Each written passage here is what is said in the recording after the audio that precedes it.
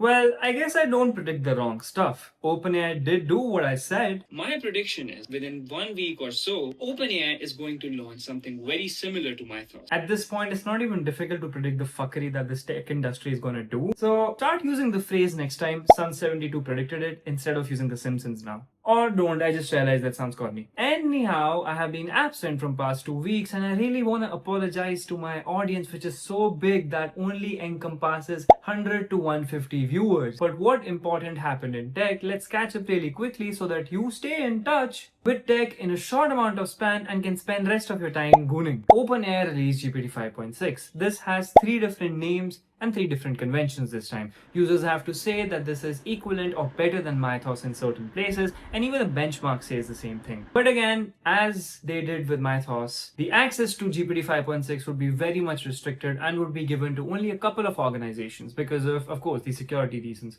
But one of the companies which was hit really hard with these impositions by the US government was Claude. Fable 5 and Mythos both were stopped by the government and just recently got an announcement that now it can again be released back into a couple of organizations. The US government pulled this move because the restrictions and the guardrails that were proposed by Claude and the ones that were placed around Fable 5 was something that people could manipulate, not easily, but some way somehow they were able to do that and were able to access those features which Claude did not want us to do. And as I said, Mythos 5 is some way somewhat back in the market. GPT 5.6 was deferred by the US government, and the moment it got released into the market, Claude also got a green signal for them to be able to release Mythos 5 back. In an article from Verge, we get to see that GPT 5.6 has been accessed and granted to only specific organizations, but Fable 5 is still nowhere to be seen. It hit Anthropic with 2 weeks ago, which barred any foreign national from ascending either model, which means anybody who is not a US national and even a part of Anthropic's own company cannot be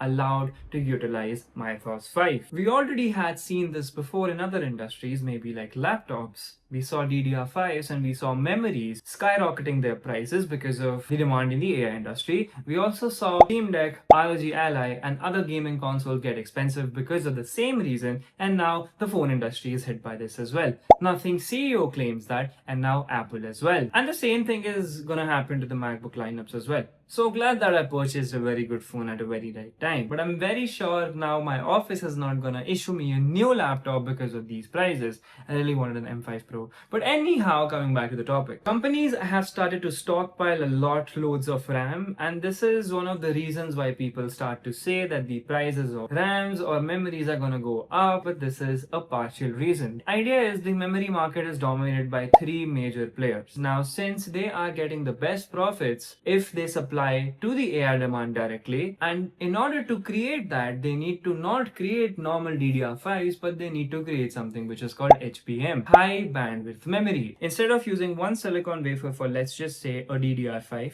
they use 8, 12 or more wafers stacked vertically. Any one wafer failing causes the whole apparatus to go bad, and they have to start from scratch to create an entire new HBM. Them creating one HBM RAM could have been useful to create 8 to 12 more DDR5s that could, let's just say, possibly create 8 new phones. SpaceX rolled out their IPOs finally, and Elon became one of the richest men in the world yet again, and this time but by a huge fold, approximately 400%. But now, since he is very close to touching the trillion mark, maybe he could eliminate the world hunger. Anyhow, the stock of SpaceX is right now cruising at $152. My advice to you would be, I'm not a finance folks, so don't take this personally, but my advice would be, go ahead, purchase it for your future sons or daughters, or be that cool uncle or aunt that gave their nephews a very big share of some stock holding so that they can encash that and get an edge boost when they're 18. Because whatever we think of, Elon is an autistic man, but a man with a dream. Well, that's all for today, folks, and I'll see you in the next week.